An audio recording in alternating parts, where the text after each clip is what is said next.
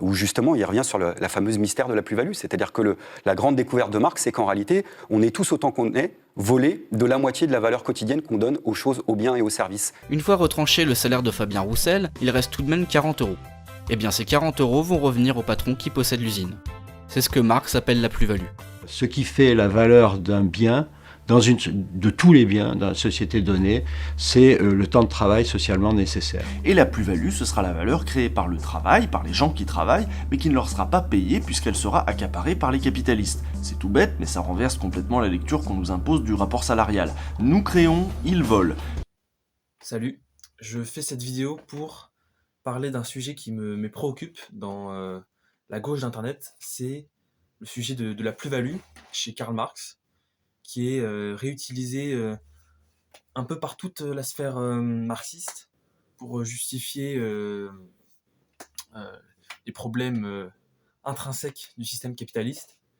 Et je trouve que c'est une théorie problématique qui est critiquable, et on n'a pas assez d'esprit critique, je trouve, à gauche, concernant cette théorie-là.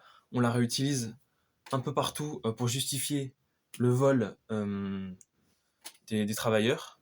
Si vous ne savez pas ce que c'est, moi je vous invite à regarder la vidéo de Minute Rouge, qui explique bien la théorie, mais qui n'en présente pas les limites. Alors que ça devrait être un débat scientifique sur les théories économiques, ça devient un débat politique où celui qui défend la plus-value, c'est celui pour la justice sociale, c'est la gauche et tout, et ceux qui considèrent que c'est une mauvaise théorie et qu'il faut la déconstruire, et ben c'est les droits tardés, les libertariens, et du coup, forcément, évidemment, ça ne donne pas envie à la gauche d'écouter les arguments des deux camps, puisqu'on se dit, il faut toujours forcément être sur la gauche, et c'est comme le cas, je ne sais pas si vous avez vu, mais Mass Majorum fait une série pour débunker le marxisme. Bon, on verra ce que ça donne et tout, mais du coup, c'est un libertarien, un droit tardé qui fait ça, et du coup, moi, j'avais envie, pour montrer l'ouverture du débat, que même moi qui suis un marxiste, qui suis un militant politique à gauche, enfin je suis marxiste, mais je dirais un courant de pensée de filiation marxiste, je peux être critique de cette théorie, et je vais vous expliquer en quoi, et d'abord je vais vous expliquer en quoi elle consiste. Donc la plus-value, elle repose sur la théorie de la valeur travail de David Ricardo. David Ricardo, c'est un économiste du 19e siècle, c'est le plus influent de ce siècle, avec Karl Marx. Et la théorie de la valeur travail, ça consiste à se demander, étant donné que tous les biens, toutes les marchandises dans une société donnée n'ont pas la même utilité, que moi je vais trouver qu'une marchandise me plaît beaucoup et qu'une autre me plaît pas du tout, et que une autre personne va trouver que c'est l'inverse, comment faire en sorte que on puisse classer les marchandises entre elles pour savoir qui est la plus chère ou la moins chère. Et ben, la théorie de David Ricardo, c'est que ce qui définit le prix, enfin la valeur d'échange d'un bien, c'est le temps de travail socialement nécessaire incorporé dans ce bien et dans toutes les étapes de la production. Et du coup, c'est ça la théorie de la valeur travail de David Ricardo. Et en fait, Karl Marx reprend à son compte cette théorie et se demande si toute la valeur d'une marchandise, ça revient au travail qui a été incorporé dedans, dans toutes les étapes de production, donc les ressources premières qui ont été récupérées, puis transformées, puis vendues par un marchand. Alors, d'où vient le profit du capitaliste qui possède les machines? Et donc, la réponse de Karl Marx, c'est que la valeur qui est créée dans la marchandise n'est pas totalement redistribuée aux travailleurs, et qu'une part dans la poche des capitalistes, alors que c'est les travailleurs qui ont créé cette valeur. Du coup, toute la théorie de Karl Marx, ça revient à dire que le capitaliste vole son employé, et c'est vraiment fondamental à gauche, je dirais, parce que c'est vraiment un argument, c'est le délire du truc révélé. Alors la révélation, je ne savais pas ça sur le capitalisme, là maintenant je me rends compte, et je peux maintenant me révolter et tout et tout. Moi, je me rappelle de ma jubilation, mais une espèce de révélation quand j'ai compris, ce que Marx appelle la plus-value. Et je trouve que c'est exagéré et qu'on n'a pas besoin de cette théorie. Et vous expliquer que en fait, cette théorie, elle est très critiquée dans la sphère économiste. Et du coup, penser être plus intelligent que tous les économistes et penser que cette théorie n'a aucun défaut et que c'est quand même le système ricardien date d'il y a plus de 150 ans et du coup qu'on n'est plus dans ce modèle-là en économie, et ben c'est un vrai problème. Et moi j'ai cru à la valeur travail, à la théorie de la plus-value. J'ai découvert ça avec Usul sur sa vidéo Marxisme et si finalement vous étiez communiste. Et moi ça m'a convaincu, j'y ai cru.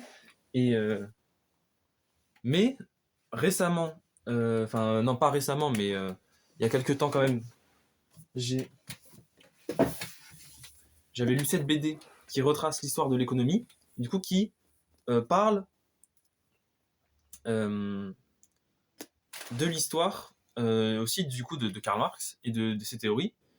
Et c'est là où il explique que des océans d'encre ont coulé pour tenter d'appuyer ou de réfuter la logique de Marx, sauf que la logique de Marx s'appliquait au modèle économique de Ricardo, et nous, on ne vit pas dans ce modèle. C'est ce qu'il explique. Et c'est la première fois que je me suis dit, il faut faire preuve d'esprit critique. Est-ce que vraiment, on peut prendre la théorie de la plus-value comme argent comptant et ne plus du tout remettre ça en question? Et en effet, du coup, et voilà, j'ai évolué.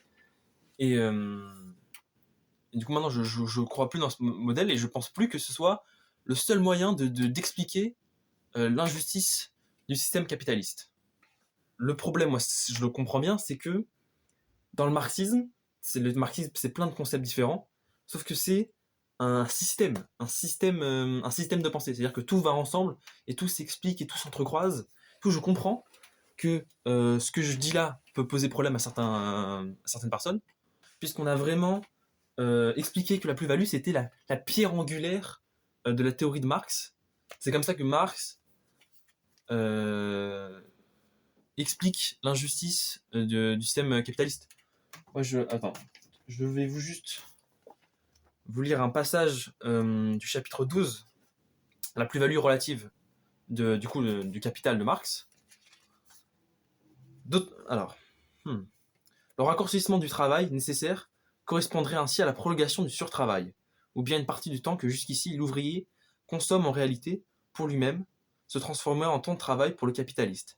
Les limites de la journée ne seraient pas changées, mais sa division en travail nécessaire et surtravail. D'autre part, la durée du travail est fixée dès que sont données les limites de la journée de la valeur journalière et de la force du travail. Si celle-ci s'élève à 5 shillings, somme d'or où sont incorporées 10 heures de travail, alors l'ouvrier doit travailler 10 heures par jour pour compenser la valeur de sa force payée quotidiennement par le capitaliste, ou pour produire un équivalent des subsistances qu'il lui faut pour son entretien quotidien. La valeur de ces subsistances détermine la valeur journalière de sa force, et la valeur de celle-ci détermine la durée quotidienne de son travail nécessaire. En soustrayant de la journée entière le temps de travail nécessaire, on obtient la grandeur du surtravail. 10 heures soustraites de 12, il en reste 2, et dans les conditions données, il est difficile de voir comment le surtravail pourrait être prolongé au-delà de 2 heures. Voilà, donc là, je ne sais pas si c'était clair pour tout le monde, mais là, il explique qu'est-ce que c'est la surtravail, qu'est-ce que c'est le vol d'un temps de travail du salarié, du prolétaire, par le bourgeois, par le capitaliste. Et sauf que on voit qu'il y a un problème dans ce texte, je ne sais pas si vous avez compris, il a dit que 5 shillings, ça valait le nombre de temps qu'il fallait pour créer l'or qu'il y avait dans ces pièces. Mais on voit bien que maintenant, cette théorie ne fonctionne pas parce que le billet de 500 € vaut beaucoup plus que le temps de travail qu'il a demandé pour le faire. Donc, on voit déjà que le concept que tout ce qui font les valeurs de biens repose juste sur la somme des travaux socialement nécessaires cristallisés dans le bien, c'est une théorie qui est déjà critiquable. Sauf que en quoi ça, c'est la pierre angulaire du marxisme, c'est que Marx considérait que, étant donné que la plus-value vient du travailleur, eh bien, plus le capitaliste augmente ses machines, plus il fait de l'argent, mais moins ça lui rapporte de profit. Et ça, c'est ce qu'il appelle la baisse tendancielle du taux de profit. Et au bout d'un moment, à force de remplacer des machines, les travailleurs vont plus avoir de travail et on va avoir de moins en moins de profit. Et c'est comme ça que le capitalisme va par lui-même s'effondrer. Ça repose sur la baisse tendancielle du taux de profit. D'ailleurs, c'est comme ça qu'il l'explique à la fin du premier chapitre du manifeste du Parti communiste. Il dit la condition essentielle d'existence et de suprématie pour la classe bourgeoise est l'accumulation de la richesse dans des mains privées, la formation et l'accroissement du capital. Le capital, c'est les moyens de production détenus par les capitalistes. La condition du capital est le salariat. Le salariat repose exclusivement sur la concurrence des ouvriers entre eux. Le progrès de l'industrie, donc toute amélioration des machines et tout, dont la bourgeoisie est l'agent passif et inconscient. Donc là, il dit qu'en gros, les capitalistes mènent à leur perte, mais sans s'en rendre compte. Remplace l'isolement des ouvriers par leur union révolutionnaire au moyen de l'association. Le développement de la grande industrie sape sous les pieds de la bourgeoisie le terrain même sur lequel elle a établi son système de production et d'appropriation. La bourgeoisie produit avant tout ses propres fossoyeurs. Sa chute et la victoire du prolétariat sont également inévitables. Donc là, on voit ce qu'il dit, c'est que la chute du capitalisme, elle est inévitable pour lui. Et on voit que, malheureusement, les théories de Karl Marx sur la fin du capitalisme, elles ne se sont pas produites. Et, en effet, la baisse tendancielle du taux de profit, qui devrait être justifiée et être correcte si la théorie de sa plus-value était correcte, en fait, elle ne s'applique pas et qu'on ne voit pas systématiquement, machinalement, une baisse du taux de profit avec une augmentation du capital. Et ça, c'est lié à la productivité à long terme. Je vous lis un petit passage de Thomas Piketty, Le Capital au XXIe siècle, donc qui reprend un peu le même nom que le Capital de Marx, qui n'est pas un anti-gauchiste, hein, c'est pas un libertarien ou quoi, mais il reconnaît lui-même les qualités qu'a la théorie de Marx, mais il est obligé de la critiquer. La contradiction dynamique pointée par Marx correspond donc à une vraie difficulté dont la seule issue logique est la croissance structurelle qui seule permet d'équilibrer, dans une certaine mesure, le processus d'accumulation du capital.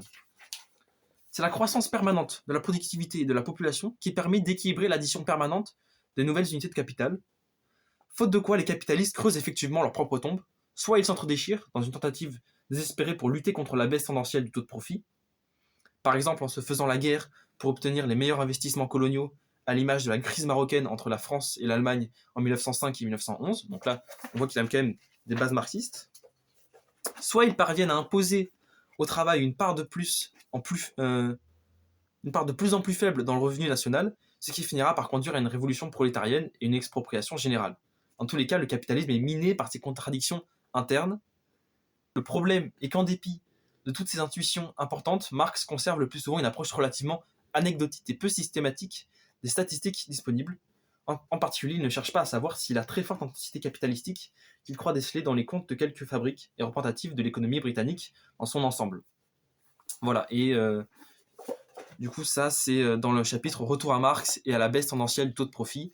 Je vous passe un extrait des économistes et des hommes pour vous expliquer en quoi les trucs qu'on peut déduire de la théorie de Marx qui sont problématiques. Aujourd'hui, la très grande majorité des économistes, même à ma connaissance des économistes marxistes, ne croient plus en cette loi. Si je prends deux de mes ouvrages de référence en histoire de la pensée économique, écrits par deux auteurs qu'on ne peut pas soupçonner d'antipathie pour la théorie marxiste, il est expliqué dans le premier que cette théorie possède une faiblesse dont il semble qu'aucune reformulation ne permette de la surmonter, et dans le deuxième, il parle d'une théorie qui souffre de sérieux défauts et d'une lacune considérable. Les citations exactes sont dans la description. Alors, où est le problème ? Comme c'est un débat qui a de nombreuses ramifications et continue à faire l'objet de discussions aujourd'hui, je vais me contenter de donner uniquement quelques exemples de critiques qui ont été faites. La première, qui reprend une des contre-tendances évoquées par Marx, est que si effectivement nous accumulons toujours plus de capital dans nos économies, on ne constate pas pour autant une augmentation du rapport entre la valeur de ce capital et la valeur des richesses produites. Donc il ne semble pas y avoir de réelle modification de la composition organique du capital. En fait, certes il y a plus de capital dans nos économies, mais le progrès technique fait que ce capital coûte moins cher à produire.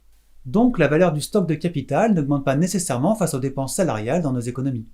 Pour prendre un exemple, aujourd'hui il y a disons 10 fois plus d'ordinateurs dans nos entreprises qu'il y a 30 ans, mais comme les ordinateurs valent disons 10 fois moins cher, ça n'a pas modifié la composition organique du capital. Voilà. Du coup, on voit que cette théorie, elle est critiquée en économie, parce que déjà, la théorie de la valeur travail de Ricardo, elle est critiquée. En fait, c'est, vous voyez, la baisse tendancielle du taux de profit, qui est censée être la pierre angulaire pour vaincre le capitalisme, elle se base sur la théorie de la plus-value, expropriée aux salariés, et elle-même se base sur la théorie de la valeur travail de Ricardo. En conclusion, on peut dire que le projet de Smith et de Ricardo de trouver un étalon de mesure unique pour l'ensemble des biens est au moins partiellement un échec. D'une part, la théorie de la valeur travail ne fonctionne pas avec l'ensemble des biens, et en plus elle ne fonctionne pas à 100%. Ce seront d'ailleurs des raisons qui pousseront certains économistes à développer une nouvelle théorie de la valeur par la suite. Sauf que Marx, en fait, s'en mêle les pinceaux avec la valeur d'usage qui fait l'utilité d'un bien, la valeur d'échange qui fait s'échanger et tout, et une autre valeur qui dit la valeur qu'on met dans la marchandise mais qui n'est pas le prix auquel il est donné. On ne sait pas exactement, c'est pas la valeur d'usage, c'est pas la valeur d'échange. Concernant cette conception un peu bizarre de la valeur chez Marx, j'ai beaucoup aimé cette explication de Tsitsi-Milt, qui fait de très bonnes vidéos, où il dit que Marx, lui, ne donne aucun moyen d'évaluer la valeur, puisqu'il affirme qu'elle est plus élevée que le coût de production, on en a parlé, hein. Mais en même temps, il affirme aussi bien, comme vous, qu'elle est différente du prix de vente. Donc la valeur, c'est un troisième chiffre, ce n'est ni le coût de production, ni le prix. Mais alors comment calculer cette part de valeur non payée? Donc la valeur réelle, ça c'est un mystère. Et là, on voit tout le mysticisme qu'il y a autour de la concept de plus-value, alors que tout simplement, on pourrait répartir les richesses d'autre manière, organiser la production d'autre manière. Il n'y a pas besoin d'expliquer la plus-value pour dire que les capitalistes, ils ne produisent que pour le profit, et que ça ne profite ni aux travailleurs qu'ils essayent d'utiliser le plus possible, et de faire produire le plus possible en une journée, et qui, ça c'est dans Marx aussi, hein, et dont ils produisent seulement pour faire du profit, et le produit peut être dégueulasse si ça leur permet de faire un maximum de marge. Et du coup, c'est pour ça que le capitalisme, pour moi, il est mortifère. C'est pas juste un grand concept approfondi que quand on aura découvert, là, tout le monde se sera rendu compte et on fera la révolution. Je trouve en fait, c'est pas forcément la somme des travails accumulés dans une marchandise qui fait son prix. En fait, c'est en partie ses coûts de production et l'offre et la demande. Un prix peut être plus ou moins demandé en fonction de si c'est quelque chose de rare ou pas. Et peu importe le travail que ça a demandé pour cette marchandise. Donc on voit que la valeur ne vient pas uniquement du travailleur. Pensons par exemple au domaine du luxe, qui regorge de prix délirants, très éloignés de ce que la production justifie. Pensons au domaine de l'art, où la signature d'un artiste peut justifier un prix qu'aucun tube de gouache ni aucun temps de travail ne pourrait justifier. Nous sommes, nous-mêmes, prêts à acheter régulièrement des biens dont nous savons pertinemment que le prix de vente n'est pas aligné sur le prix habituel que nous nous imaginons. Qui n'a jamais payé au prix fort une chambre d'hôtel en raison de la haute saison? Qui n'a jamais acheté un café fort cher parce qu'il était bien le seul disponible dans un terminal d'aéroport? Qui même n'a jamais payé un prix exorbitant pour obtenir un dépannage en urgence, que ce soit par un plombier, un électricien, un serrurier ou un garagiste? Les exemples que donne Mos Majorum, par exemple, dans cette vidéo, ils sont très bien choisis finalement. Et j'aurais du mal à voir en quoi la théorie de Marx s'applique dans ces exemples. Et Marx lui-même disait que l'offre et la demande, c'était pas non plus... disait que ça pouvait faire varier les prix, mais que c'était pas ça qui créait vraiment la valeur de la marchandise. Du coup, c'est assez abstrait ce qui définit comme valeur d'une marchandise. J'ai regardé récemment la vidéo de Position Revue et pas du Ring sur Mos Majorum, et c'est vrai qu'ils ne comprennent pas cette théorie. En fait, ils pensent que Marx est parfait, qu'il a jamais fait d'erreur, et qu'il faut reprendre totalement ce qu'il a dit, et pas être critique. Et en fait, en quoi ça convainc les gens, la théorie de la plus-value, c'est que, en effet, s'il n'y avait pas un travailleur pour faire une marchandise, la marchandise n'existerait pas. Mais c'est pas pour ça que la valeur d'un bien doit uniquement revenir au travailleur, et c'est un devoir, et on lui vole, et c'est une propriété de lui. C'est juste un coût de production parmi un autre, et pour être rentable, le capitaliste, il est comme ça. Il est obligé de vendre son bien au-dessus des coûts de production, et c'est pas pour ça qu'il n'y a pas d'exploitation. C'est pas parce qu'il n'y a pas de plus-value qu'on ne peut pas comprendre que quand il y avait des esclaves, évidemment que leur travail qui était rendu avec une misère, c'était totalement injuste, mais il n'y a pas besoin d'inventer que toute la valeur de la marchandise revenait au travail, que du coup l'esclave méritait son salaire pour voir que l'esclavage était une exploitation des travailleurs. Du coup, là, c'est la même chose. C'est qu'il y a toujours de l'exploitation, il y a toujours des mauvaises conditions de travail. Le but du capitaliste, c'est toujours, pour baisser ses coûts de production et donc baisser son prix et vendre le plus possible, il cherche toujours, et après avoir le meilleur taux de profit, c'est toujours de baisser les salaires et d'augmenter le temps de travail. C'est en ça que la lutte du prolétaire et du bourgeois, elles sont antagonistes. C'est qu'il y en a un qui veut plus de travail et moins de salaire, et un autre qui veut plus de salaire et moins de travail. Du coup, forcément, c'est antagoniste. Et il y a et quand il n'y a pas de droit du travail, les capitalistes font n'importe quoi avec la production et avec les travailleurs. Et ça qui est hyper important. Et moi, je considère que les théories de Marx, on peut toujours les réutiliser. C'est toujours intéressant ce qu'il dit. C'est toujours, même dans les trucs où il a tort, c'est intéressant de voir c'est quoi son chemin de pensée. Voilà, j'espère que j'aurai été clair sur ce qui me pose problème dans cette théorie. Et pourquoi je pense qu'il faudrait arrêter d'utiliser ce concept, parce que les marxistes en général sont très forts en théorie politique de Marx, dans tout ce qui est révolution et tout, mais dans la théorie économique, je pense qu'ils n'y connaissent pas grand-chose et qu'ils oublient que, la politique aussi c'est une science, mais l'économie c'est une science, et d'ailleurs le travail de Marx, ce serait injuste de lui dire que c'est pas scientifique, c'est un travail qui se base sur des statistiques, sur des connaissances. Lui il se revendique d'un socialisme scientifique, à ce que je sache.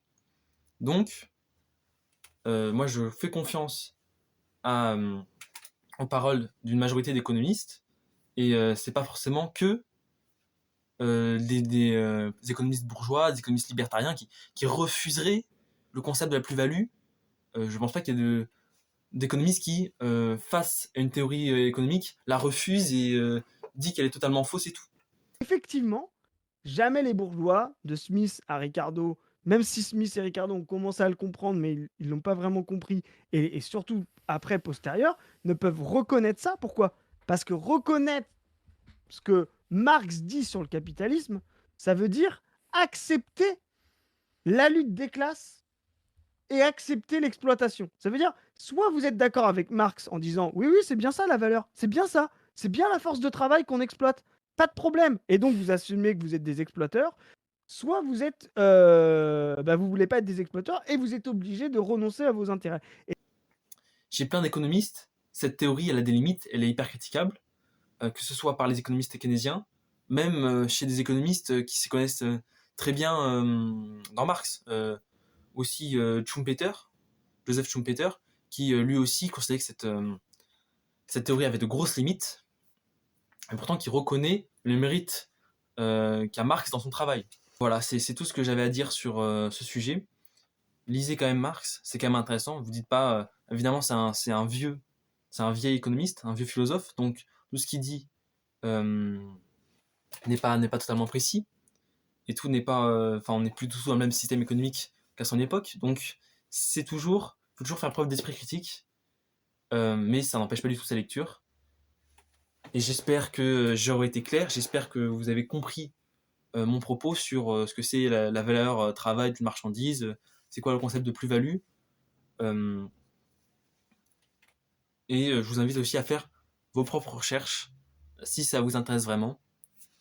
Et voilà quoi.